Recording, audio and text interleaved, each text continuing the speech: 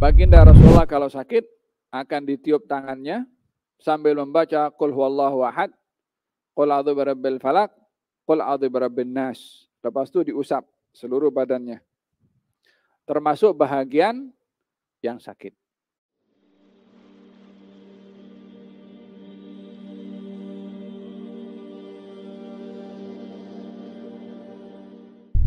Nabi mengajarkan kepada kita untuk mengambil sebab dalam berobat.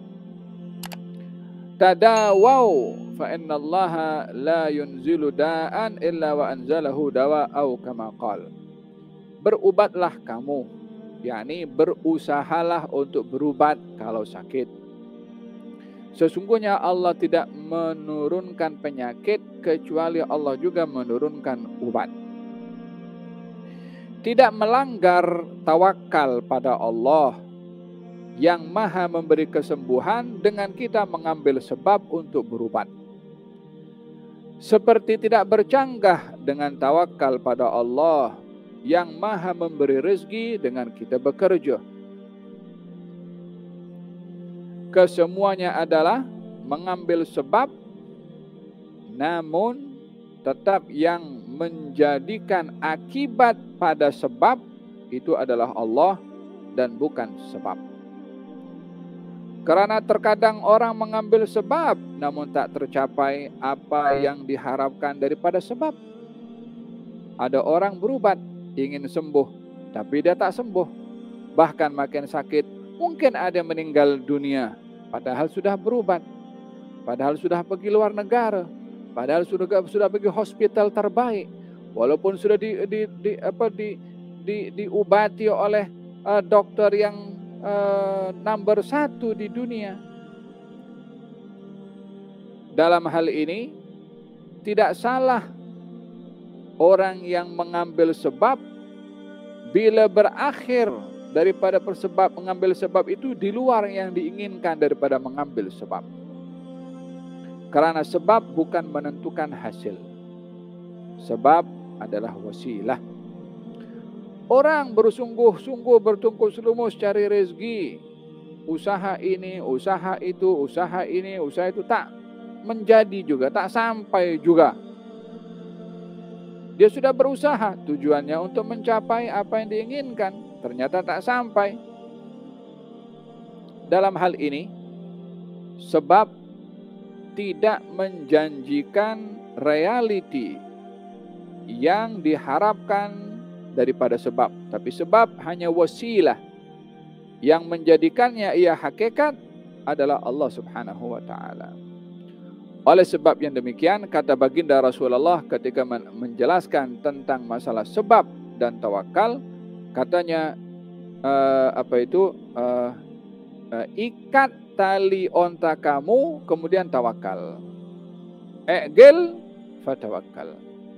Ada orang datang ke masjid Nabi SAW, lepas keluar daripada masjid, ontanya hilang. Kemudian dia sedih dan menangis, dihampiri oleh Nabi. Kenapa?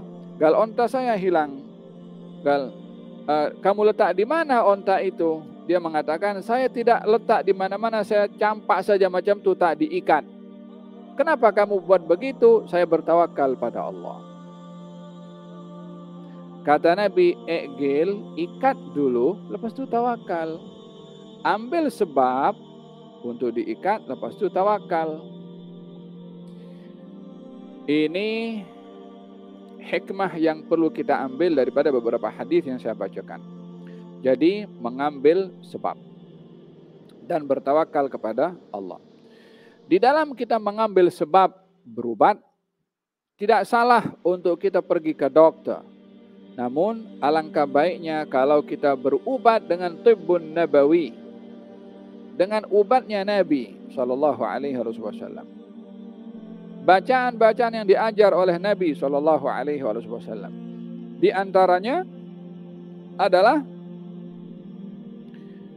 baginda Rasulullah kalau sakit akan ditiup tangannya sambil membaca Qul huwallahu ahad, Qul a'udzu birabbil falaq, Qul a'udzu birabbin nas.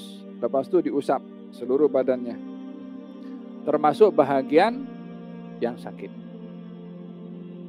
Bukan hanya pada bahagian yang sakit saja diusap, tapi seluruh badannya. Apa sebabnya?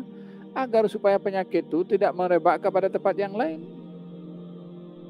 Sebab badan manusia ini, kata dalam hadis, orang Islam dengan orang Islam ini bersaudara.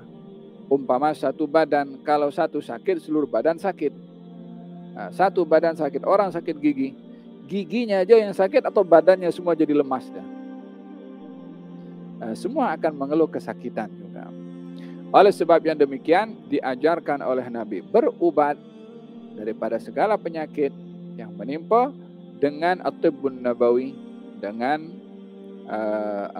ubat yang diajar oleh Nabi SAW. Kalau penyakit COVID macam mana? Apa saja